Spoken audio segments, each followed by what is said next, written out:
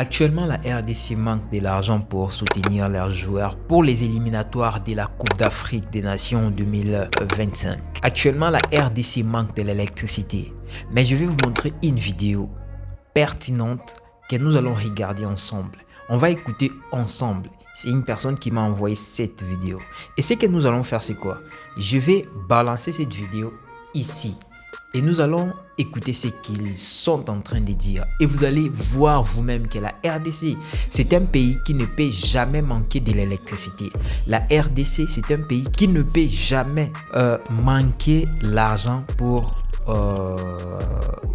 vous connaissez en fait ce qui se passe actuellement en RDC. C'est un pays où il y a la guerre. Mais je vais vous montrer quelque chose de très capital qui fait que la RDC ne se termine pas en RDC. On va aller. Mais non, ça prend feu même. Je viens enfin de réussir à me procurer du vibranium, que l'on appelle aussi cobalt. Ces deux pierres viennent de République du Congo. Je les ai eues pour 800 €. Il m'a fallu attendre 3 mois et d'énormes négociations. Je ne peux pas vous dire comment je les ai eues, mais on ne peut pas les obtenir en France.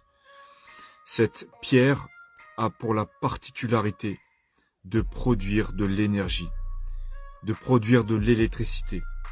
Elle est similaire, selon certains physiciens, au graphène, constitué d'atomes de carbone disposés selon un motif hexagonal.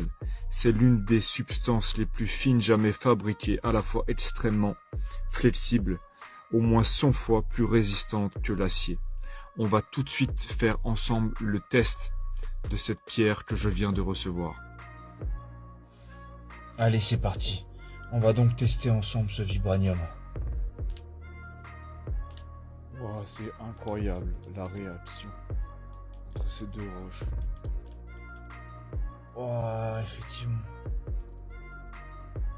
C'est juste incroyable. La pierre prend feu carrément. Elle est tellement magnétique, regardez, qu'en passant simplement la pierre devant la lampe frontale, ça l'allume et ça l'éteint. C'est incroyable. La force électromagnétique et de rechargement dont elle est capable de disposer quand elle est en contact avec des appareils électriques. On va maintenant faire le test avec un vieux téléphone. Il est cassé mais il marche toujours. On va le poser sur la pierre. Vous voyez? Ça charge même. En fait, tout ça...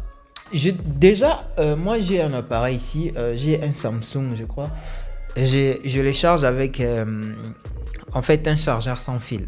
Vous voyez en fait ce qu'il est en train de faire, il est en train de charger sa lampe de poche avec le vibranium et puis son téléphone avec le vibranium. Vous savez ce qui se passe actuellement au Congo? Moi je dirais, ça fait mal. La population congolaise est en train de pleurer. Actuellement en RDC, tout est devenu cher. Les Congolais acceptent aujourd'hui de quitter leur pays et d'aller vivre peut-être dans des pays comme le Brazza. Et imaginez-vous, il y a même des Congolais qui ont accepté d'aller vivre au Rwanda, le pays où ils sont en train de leur donner des coups. Ils ont accepté. La population ont accepté d'aller même vivre là-bas, travailler des boulots de 20, 30, 50 $ le mois dans ces pays-là. Pourtant, la RDC a des richesses comme ça. Nos dirigeants, ils font quoi? Vous savez, quand vous êtes dans un pays où vous voyez que non, il y a vraiment de la richesse. Vous avez tout en fait. Dieu vous a donné tout. Dieu vous a donné tout ce qu'il peut vous donner.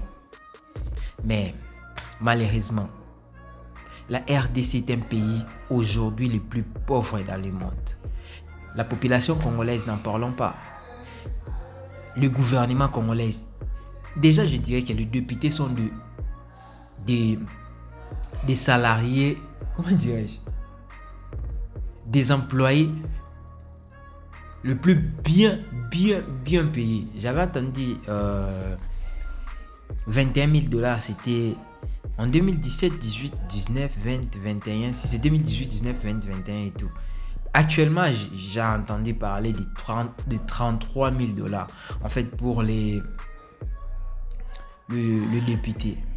Le président de la République a commencé ses voyages. C'est chaque fois qu'il doit dépenser 2 millions de dollars pour ses voyages. Bon, si on parle de combien de voyages le président a fait, bon, disons qu'elle est payée à l'argent. Mais quand on regarde le PBI de la RDC, on voit que le pays n'a rien. Mais quand on voit la richesse de la RDC, on se dit que non, la RDC c'est un pays le plus riche. Quand on parle de la RDC, moi je suis congolais, je suis fier de l'être. Mais je le dirais ouvertement, je ne suis pas fier de faire mes affaires en RDC.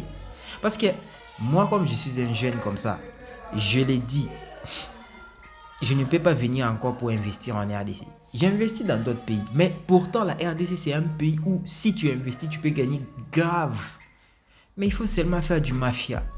Quand tu arrives en RDC, tu veux devenir député ou ministre ou commencer à investir en RDC, on va te dire que non, voilà, tu dois dépenser autant.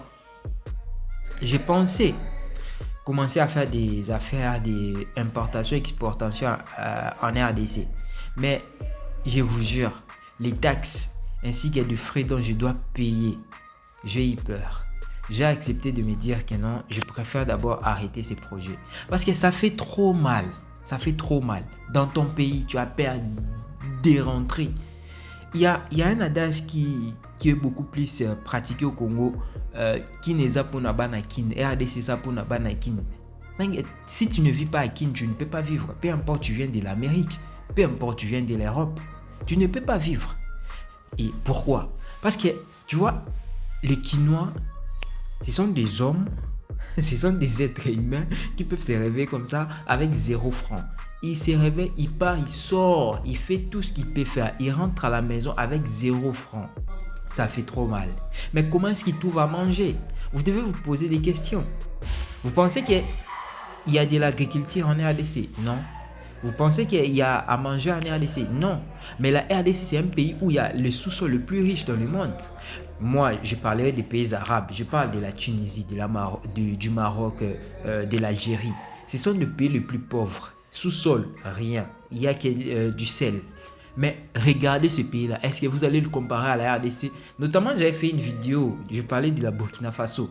Il y a des gens qui m'ont attaqué pour me dire que non, voilà, le Burkina Faso, c'est pas la RDC. Les enjeux ne sont pas les mêmes. L'analyse est biaisée. Ce sont des personnes qui ne raisonnent pas. Peut-être que vous n'avez jamais été dans des pays, peut-être européens, américains ou asiatiques.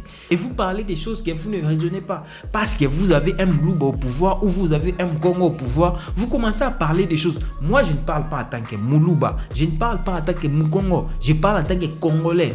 Parce qu'aujourd'hui, je peux me marier avec la personne dont je vais. Quand mon cœur me dit peut-être que non, tu dois te marier avec un Moulouba, je le fais. Je n'ai pas de problème avec un Moulouba. Mais on doit parler des enjeux, des choses qui se passent au Congo. Actuellement, qu'est-ce qui se passe au Congo? Et vous pensez que non, on doit rester comme ça? Nous, les jeunes, on va rester dans des pays où on voit vraiment que non, il y a du racisme, il y a des choses que vous ne pouvez pas parler. Mais vous avez un pays le plus riche. Mais vous voyez des choses comme ça et puis nous allons rester comme ça. C'est pas normal. On doit parler. Quand le président n'agit pas, il faut qu'il quitte. Quand le député n'arrive pas à travailler, qu'il quitte. Quand le ministre n'arrive pas à faire son travail, qu'il quitte.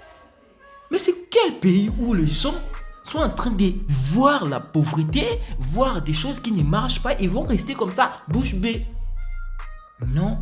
Un pays comme le Rwanda, un minime pays comme ça, il vient pour nous dire que non, voilà, si vous résistez contre nous, voilà, on va vous bombarder. Et on reste comme ça, bouche bée. Avec un pays avec autant de richesses comme ça, on va dire quoi? Ça fait trop mal, ça fait trop mal. On doit les dire. Bah du coup, c'était en fait l'analyse dont je pouvais faire pour aujourd'hui. Je pense que ça fait beaucoup de temps que je ne fais pas des analyses comme ça, mais je pense que c'est pertinent ces genres d'analyse parce que beaucoup de gens ne comprennent pas les choses, comment est-ce que ça se passe en RDC. Nous avons des familles, nous avons des gens qui sont en RDC. Vous êtes en RDC bien sûr, mais peut-être vous êtes avec le président Fachi, vous êtes avec le ministre, vous ne comprenez pas en fait la galère qui est en RDC. Et vous ne parlez pas parce que vous êtes bien. Ne parlez pas parce que vous êtes niais. Combien de pourcentages on peut dire combien des gens en pourcentage qui sont bien en RDC? Je dirais 10 ou 20%, même pas 20, même pas 10. Peut-être si on parle de ministre, député, président et tout, je dirais 5%. 95% des Congolais souffrent. Je termine cette vidéo par ici. Merci de vous abonner sur Chérie News Télévision. Nous sommes quand même de retour et nous allons parler surtout du Congo comme on a toujours parlé. Je pense que la vidéo ne sera pas beaucoup travaillée comme je l'ai fait souvent. Parce que ça me fait mal de voir vraiment mon pays n'arrive pas à bâtir ce que nous les jeunes, nous sommes en train de penser. Quand nous les jeunes, nous quittons peut-être la RDC pour aller au Canada et être content de s'immigrer au Canada, ça me fait mal. Moi, ça me fait mal. J'allais dire peut-être que non, je suis en RDC, je suis fier de l'être. Je pars au Canada, j'ai fait un tour et puis je rentre. Je pars en France, j'ai fait un tour et je rentre. Je pars en Amérique, je fais un tour, des tours et tout, je rentre. Mais aujourd'hui, nous les Congolais, nous sommes fiers de se dire que non, nafana nanga na Canada. Non, ça fait trop mal. Nafana nanga na Tunisie, ça fait trop mal. Tu vois, parce que on doit être quand même fiers. Nous avons un pays le plus riche, mais du coup cette vidéo se limite par ici. Donc voilà, j'attendrai vos analyses au bas de mon écran. Et moi déjà je vais commencer par laisser mon commentaire. Et surtout n'hésitez pas de vous abonner sur Chérie News Télévision. Que Dieu vous bénisse. C'était Gibson, votre frère.